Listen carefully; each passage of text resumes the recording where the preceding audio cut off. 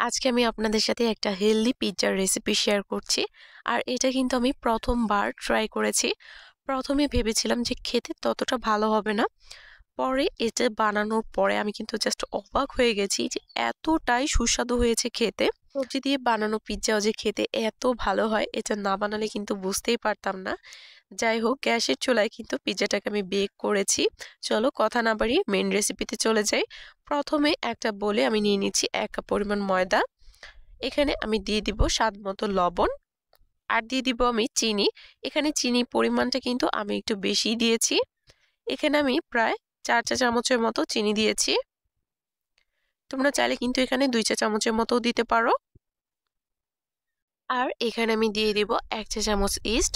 এখানে আমি কিন্তু 1 চা চামচের থেকে একটু কম পরিমাণে ইস্ট দিয়েছি। আসলে ইস্টের পরিমাণটা কিন্তু খুব বেশি দিতে হয় না, অল্প দিলেই কিন্তু হয়ে যায়। বেশি দিলে কিন্তু খেতে আরো বাজে লাগে, ইস্টের গন্ধ করে। সবসময় চেষ্টা করবেন ইস্টের পরিমাণটা একটু কম দেওয়ার। চাইলে এখানে হাতের কাছে যদি বেকিং পাউডারটা থাকে সেটা দিয়ে দিবেন, কিন্তু ইস্টের পরিমাণ কিন্তু বেশি দেওয়া যাবে না।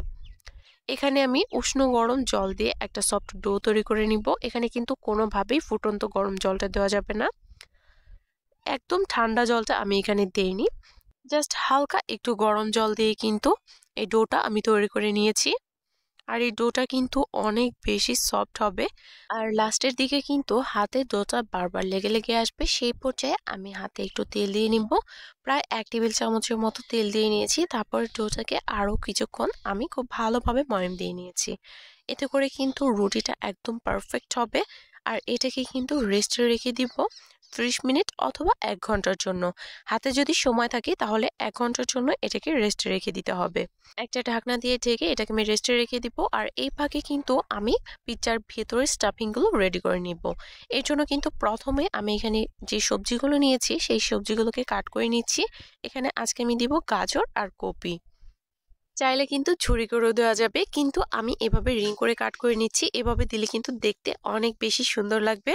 আর এটা কিন্তু সরাসরি পিৎজার মধ্যে দেওয়া যাবে না, এটাকে কিন্তু আগে খুব ভালোভাবে সিদ্ধ করে নিতে হবে। আর কপিটাকেও কিন্তু আমি একটু পাতলা করে কাট করে নিব, একদম ঝুরি ঝুরি করব না।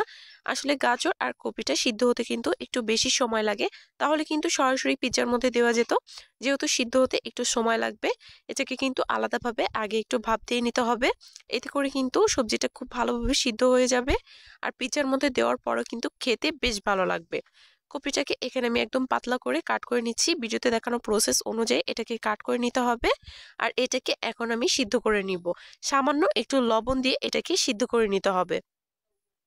আর হ্যাঁ, তোমরা কিন্তু এখানে চাইলে অন্য কোনো সবজিও অ্যাড করতে পারো, তবে গাজর দিলে কিন্তু খেতে বেশ ভালো লাগে। এখানে চাইলে কিন্তু তোমরা ব্রোকলিটাও দিতে পারো। যাই হোক, ওইদিকে সবজিটা সিদ্ধ হচ্ছে আর এদিকে কিন্তু আমি চিকেনটাকে ম্যারিনেট করে নিচ্ছি। সামান্য একটু আদা রসুন বাটা, 1 চা চামচ গোলমরিচ গুঁড়ো আর সামান্য একটু লবণ দিয়ে চিকেনটাকে ম্যারিনেট করে নিচ্ছি। চিকেনের পিসগুলোকে কিন্তু একদম ছোট ছোট করে কাট করে নিয়েছি। আর চিকেনটাকে কিন্তু হালকা করে ভেজেও নিতে হবে।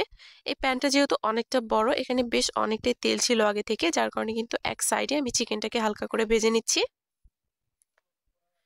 আর এইদিকে কিন্তু ডোটাও একদম রেডি। ডোটাকে আরো কিছুক্ষণের জন্য ময়াম দিয়ে নিতে হবে, এতে করে কিন্তু পিৎজার রুটিটা অনেক বেশি পারফেক্ট হবে। আর এখানে আমি যে প্লেটের মধ্যে পিৎজাটাকে বেক করে নিব সেই প্লেটে কিন্তু আগে থেকে একটু তেল দিয়ে নিলাম, এতে করে কিন্তু নিচে আর লেগে যাবে না, আর পিৎজাটা কিন্তু একদম পারফেক্ট হবে। আর এই ডোটাকে কিন্তু আমি ওপর থেকে এভাবে হাত দিয়ে ছড়িয়ে দিচ্ছি। এখানে কিন্তু তোমরা চাইলে প্রথমে রুটি বেলেও নিতে পারো, কিন্তু আমি এখানে হাত দিয়ে ছড়িয়ে দিচ্ছি। একটু সময় লাগবে। আসলে এই ইস্ট দেওয়া রুটিগুলো কিন্তু বেলতে একটু সময় লাগে, বারবার কিন্তু চেপে আসবে। আর সাইডটা আমি একটু মুড়িয়ে দিচ্ছি, এতে করে কিন্তু চারদিকটা অনেক বেশি সুন্দর লাগবে। আর মাঝখানের অংশটা কিন্তু আমি কাঁটা চামচ দিয়ে ফুটো করে দিচ্ছি, এতে করে কিন্তু মাঝখানটা আর ফুলে যাবে না, পিৎজাটা একদম পারফেক্ট হবে। আর এই পিৎজার যে সসটা আমি দিয়েছি এটা কিন্তু আমি ঘরে বানিয়ে নিয়েছি। এখানে আমি 1 চা চামচ গোলমরিচ গুঁড়ো দিয়েছি, একটা রসুন খুব ভালোভাবে কুচি করে দিয়ে দিয়েছি, আর দিয়েছি অরিগানো আর চিলি ফ্লেক্স। আর এখানে দিয়ে দিয়েছি আমি টমেটো সস। সবকিছুকে একসাথে খুব ভালোভাবে মিশিয়ে নিতে হবে। আর এখানে চাইলে কিন্তু সামান্য একটু চিনিও দেওয়া যাবে। আর এই সসটা কিন্তু অনেক বেশি টেস্টি হয়।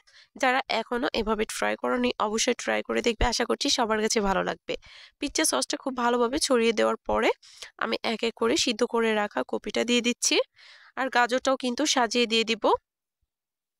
আর আমি কিন্তু আগেই বলেছি আজকে কিন্তু প্রথমবার আমি সবজি দিয়ে পিৎজা বানালাম। আর পিৎজাটা যে এতটা ভালো হবে এটা কিন্তু প্রথমে ভাবিনি। এটা খেতে কিন্তু অসম্ভব মজাদার ছিল।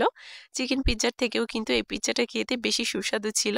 যাই হোক চিকেনের ফ্লেভারটাও যাতে থাকে সেজন্য কিন্তু আমি এখানে চিকেনের পিসগুলোকে দিয়ে দিচ্ছি। ভেজে রাখা চিকেনের পিসগুলোকে সাজিয়ে উপর দিয়ে দিলাম। আর এখানে কিন্তু আমি কয়েকটা পেঁয়াজ আর মরিচও দিয়ে দিচ্ছি। আমি কিন্তু খুব বেশি স্পাইসি পছন্দ করি। আর এখানে কিন্তু চিজটা যার যার পছন্দ মতো দিয়ে দিতে হবে। আমি যেহেতু চিজটা একটু কমই পছন্দ করি যার কারণে কিন্তু আমি নিচে আর কোনো চিজ দেইনি। আমি শুধু ওপর থেকে একটুখানি চিজ দিয়ে দিব। খুব বেশি পরিমাণেও কিন্তু দিব না। আমি এখানে মোজারেলা চিজটাকে ওপর থেকে গ্রেট করে দিচ্ছি। আর নিচে কিন্তু পেঁয়াজের রিংগুলোকে খুব সুন্দরভাবে সেট করে দিয়েছি। আর ওপর থেকে আমি এই চিজটা গ্রেট করে দিচ্ছি। আর ওপর থেকে আমি এখানে সামান্য একটু অরিগানো দিয়ে দিব। এই তো এখানে কিন্তু তোমরা চাইলে অন্য যে কোনো চিজ এখানে দিতে পারো। আমি আজকে মোজারেলা চিজ দিয়ে বানাচ্ছি। আর আজকের পিৎজাটা কিন্তু আমি গ্যাসের চুলায় বেক করে নিব। উপরে কিন্তু সামান্য একটু অরিগানো দিয়ে দিয়েছি। যাই হোক সেটা আমার শুট করা হয়নি। এখানে কিন্তু আমি বড় একটা অ্যালুমিনিয়ামের পাত্র নিয়েছি। আর উপরে কিন্তু কাঁচের ঢাকনা ছিল। উপরে যদি অ্যালুমিনিয়ামের ঢাকনা থাকে তাহলে কিন্তু আরো খুব সুন্দর একটা কালার আসবে উপরে। যেহেতু কাঁচের ঢাকনা এর জন্য কিন্তু উপরে খুব সুন্দর কালার আসবে না। যাই হোক অ্যালুমিনিয়ামের পাত্রে বেক করতে হবে তাহলে কিন্তু সুন্দর একটা কালার আসবে। এটাকে আমি বেক করে নিয়েছি প্রায় 25 মিনিটের মতো। আর 25 মিনিট পর কিন্তু এটা একদম রেডি। আর চুলার আঁচটা কিন্তু মিডিয়ামে রেখে বেক করে নিয়েছি। এখন আমি একটু কাট করে দেখাচ্ছি। আমার ভালো লাগা থেকে এই রেসিপিটা আজকে আমি তোমাদের সাথে শেয়ার করলাম। খুবই হেলদি একটা রেসিপি। আসলে এখানে কিন্তু চাইলে চিজ ছাড়াও তোমরা বাচ্চাদেরকে এটা বানিয়ে দিতে পারবে খুব সহজেই। আর বাচ্চারা কিন্তু এই পিৎজাটা খেতে অনেক বেশি পছন্দ করবে। যে বাচ্চারা একদমই সবজি খেতে চায় না তারাও কিন্তু এই পিৎজাটা নিমিষেই শেষ করে ফেলবে, এতটাই সুস্বাদু হয়েছে। এই পিৎজাটা কিন্তু তোমরা চাইলে মেয়োনিজ অথবা যে কোনো সসের সাথে পরিবেশন করতে পারো। আমি কিন্তু আজকে মেয়োনিজ দিয়ে খেয়েছি আর খেতে কিন্তু দারুণ লেগেছে। ভিডিওটি ভালো লাগলে একটা শেয়ার দিয়ে পাশে থেকো। সবাই ভালো থেকো।